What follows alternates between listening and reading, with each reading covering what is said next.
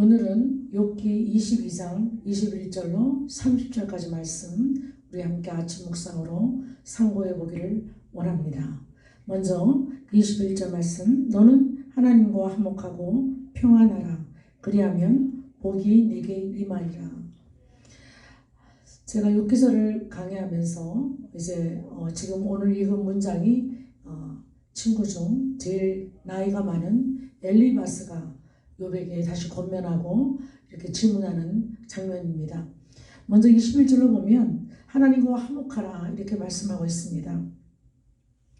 욥기서 전체를 볼 때는 우리가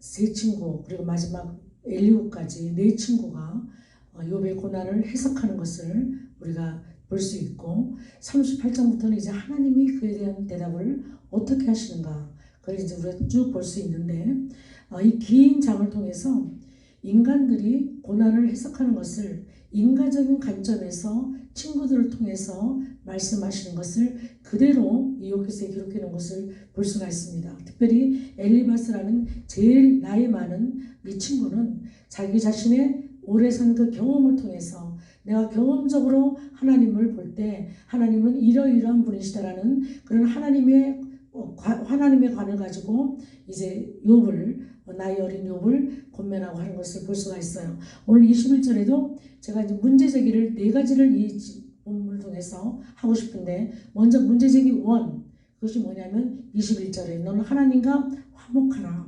평안하라 그리하면 복이 내게 임하리라 이렇게 권면한 것을 볼 수가 있습니다. 이 대목에서 문제를 어떻게 제기하냐면 하나님과 화목할 수 있는 것은 하나님이 우리를 찾아오셔야 된다는 것입니다. 우리 인간 측에서 하나님과 화목하려고 애를 써도 되지 않는다는 것이에요. 우리 기독교는 다른 종교에 달라서 하나님이 우리를 찾아오셔야 됩니다. 그 하나님이 찾아오시는 그 하나님의 주권적인 역사가 이루어질 때 우리가 하나님과 친밀하게 교제할 수 있는 그 길이 열리는데 그 길도 하나님께서 중보자를 주셔야만 가능하다는 거죠. 하나님과 우리 사이에 죄가 가로막혀서 하나님과 화목하고 싶어도 화목하지 못하고 하나님과 평안하고 싶어도 평안하지 못하는 그런 우리의 죄인된 그런 삶에서 그 중간에 중보자가 있어야 되고 그리고 화목자가 있어야 하나님과의 화목이 가능하다는 것이에요. 이렇게 우리가 하나님과 화목하고 싶다고 화목하는 것이 아니라 하나님과 평안하고 싶다고 평안하는 것이 아니라는 거죠. 중보자, 판결자, 구원자가 반드시 필요해서 하나님과 우리 사이의 모든 죄를 없이 하실 때에 죄와 허물을 없게 하실 때에 그때 비로소 우리는 하나님과의 화목이 이루어진다는 것입니다. 여기 엘리바스는 잘못 말한 것을 볼 수 있어. 자기 관점에서 인간적인 관점에서 하나님과 화목해라 평안해라 이렇게 말을 권면한 우리 잘못을 인간적인 면에서 본 잘못을 드러내놓고 하는 것을 볼 수가 있습니다. 욥기서에서 볼 때 욥이 가장 지금 근심하고 있는 게 뭐냐면 자기가 이렇게 하나님 앞에 이유 없는 고난을 받고 있는데 여기에 정말 중보자가 필요하다, 판결자가 필요하다, 구원자가 필요하다 지금 그 외침이거든요. 근데 아무리 찾아도 구원자가 없구나, 중보자가 없구나, 판결자가 없구나. 그저 세 친구들이 이렇게 자기를 타도하고 이렇게 자기를 찌르는 그런 말들만 하는데 정말 하나님 중보자가 필요합니다. 이런 외침이거든요. 욥기가. 그래서 지금 문제제기 1에서 21절 통해서 우리가 화목하는 것이 아니라 하나님이 화목의 사신으로 우리에게 오실 때만 하나님과의 화목이 가능하다는 것이죠. 문제제기 2번은 28절에 있습니다. 내가 무엇을 결정하면 이루어질 것이요 내 길에 빛이 비치리라. 좀 이상하지 않습니까? 우리가 결정하면 일이 이루어집니까? 여러분들은 그렇게 하나님을 생각하십니까? 여러분들이 결정하고 여러분이 결단하고 여러분이 결정하면 하나님을 도와주시는 겁니까? 아니지 않습니까? 우리가 계획할지라도 그 길을 이루시는 분은 하나님이십니다. 그래서 일의 결정도 하나님께서 우리에게 꿈으로 주시고 기도로 주시고 우리 마음의 소원으로 주실 때에 그 일의 결정이 하나님의 목적으로 말미암아 열매까지 맺는 것이죠. 그러니까 계획하는 순간부터 하나님이 개입하셔야 된다는 것입니다. 결정은 내가 하고 하나님이 응답하신다. 하나님이 내 기도에 응답하신다. 그것은 바른 기도가 아니죠. 그리고 바른 하나님관이 아닙니다. 우리 인간은 철저하게 우리의 마음의 소원부터 하나님께서 주시고 착한 일을 시작하신 이가 끝날까지 이루시는 주시는 것을 아는 믿음으로 시작하고 맺는 것을 우리가 알아야 될 것입니다. 그래서 여기서도 엘리바스가 잘못 권면하는 것을 볼 수 있습니다. 문제제기 3번입니다. 28절 사람들이 너를 낮추거든 너는 교만했노라고 말하라. 하나님은 겸손한 자를 구원하시리라. 여기서도 지금 엘리바스가 잘못 말한 것이 사람들이 우리를 낮출 때 나는 교만했습니다 하고 사람들 앞에 사죄하라는 거거든요. 그리하면 하나님이 너를 구원하신다. 하나님은 겸손한 자를 구원하신다. 이렇게 말을 하는 것을 볼 수가 있습니다. 이것도 외국된 말이거든요. 우리가 죄를 지어서 물론 사람들에게 잘못했을 때는 그 사람에게 사과하고 사죄할 필요가 있죠. 그러나 우리가 사람들이 우리를 낮출 때 무조건 우리가 그 사람들을 굽신하고 겸손한 자를 취하는 것은 하나님의 사람들이 하는 것이 아닙니다. 겸손이라는 단어를 우리가 원어로 찾아볼 때 야생마를 길들이는 거거든요.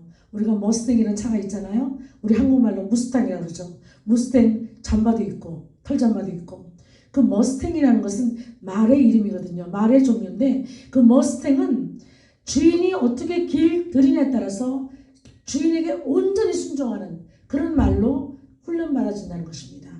그래서 머스탱이 아주 굉장히 명마에 속하는 것입니다. 그렇듯이 우리가 하나님의 말씀과 성령의 인도함을 따라 가는 사람이 겸손한 자들이지 무조건 사람들에게 굽신굽신하고 그 사람들에게 우리를 낮춘다고 해서 그것이 겸손한 자가 아니라는 것입니다. 그러니까 이 말씀 해석을 우리가 잘해야 돼요. 겸손하다는 것은 무조건 고개 숙이고 낮게 처해서 이렇게 하는 그런 행동들이 아니라 정말 겸손한 자는 오늘도 말했듯이 하나님께 말씀으로 잘 훈련되어서 하나님 말씀이면 순종하는 그 사람을 하나님께서는 겸손한 자라고 말씀하신다는 것입니다. 그래서 우리가 이런 겸손을 해석할 때도 엘리바스와 같이 이렇게 잘못 해석하면 안 된다는 것이죠. 마지막 문제제기 4번 30절 보시겠습니다. 죄 없는 자가 아니라도 건지시리니 내 손이 깨끗함으로 말미암아 건지심을 받으리라. 여기서도 지금 잘못된 말씀이 뭐냐면 죄 없는 자가 아니면 이제 뭐예요? 죄가 있는 자죠. 그죠? 그럼 죄 있는 자도 건지신다는 거예요. 어떻게? 내 손에 깨끗함을 인해서 우리가 착한 일을 하고 선한 일을 하고 율법을 행함으로 할 때에 하나님께서 우리를 구원하신다, 건지신다는 거죠. 그게 아니지 않습니까? 우리의 의는 우리가 가진 righteousness, 우리가 가진 의는 다 더러운 옷 같아서 헤어진 옷 같아서 이사야 64장 6절에 말씀하시죠? 우리가 가진 의는 다 더러운 옷 같다. 그래서 우리가 가진 의는 다 소용이 없다는 거예요. 그래서 99가지를 잘 지켜도 한 가지만 율법을 잘못 지켜도 그것은 다 지키지 않는 것과 같이 이렇게 취급하는. 그래서 우리가 죄를 짓고 우리가 선한 행동하고 우리가 악한 행동하는 거기에 따라서 우리의 의가 점검되는 것이 아니라 우린 다 헤어진 옷과 같은 그런 더러운 옷으로 입은 그런 우리의 의를 버리고 예수 그리스도의 흰옷 입은 의가 우리 앞에 덮어져서 예수님 안에서 우리가 착한 일을 하고 예수님 안에서 하나님 말씀을 순종할 때 우리를 하나님께서 날마다 건지시고 구원하는 역사가 있다는 것입니다.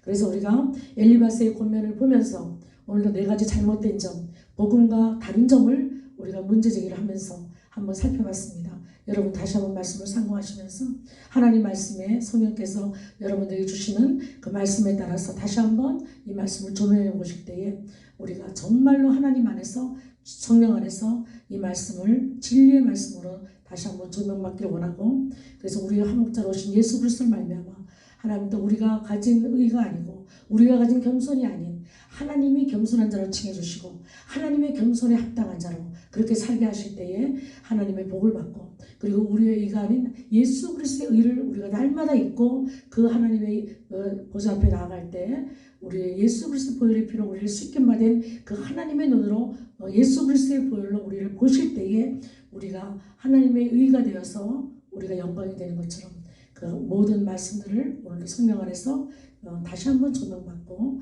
다시 한번 이 말씀으로 은혜받는 저와 여러분 되기를 간절히 소망합니다. 기도하시겠습니다. 하나님 그렇습니다.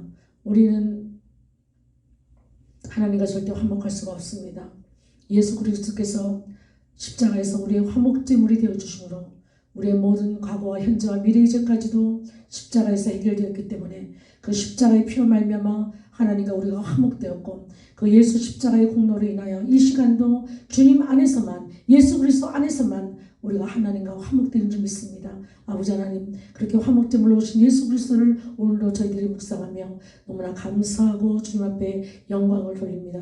하나님 사람 앞에 비굴하게 겸손하게 그렇게 우리가 취급당하는 것이 아니라 하나님 앞에 잘 순종되어진 말과 같이 그런 머스탱과 같이 하나님 말씀으로 날마다 인도함 받고 훈련 받으셔서 하나님이 보시는 겸손한 자로 우리가 주님 앞에 영광이 되게 하시고 아버지 우리의 더 더러운 의가 아닌 예수 그리스도의 흰 옷 입은 의가 우리에게 날마다 덮어져서 하나님이 예수 그리스도의 의를 보시고 우리를 생각하시고 우리를 권고하시고 우리를 권면하시며 날마다 우리를 건지신 역사가 우리의 삶 속에 풍성할 수 있도록 축복하시고 인도하여 주시옵소서. 오늘도 귀한 말씀 감사드렸고 예수님의 거룩하신 이름으로 기도하옵나이다. 아멘.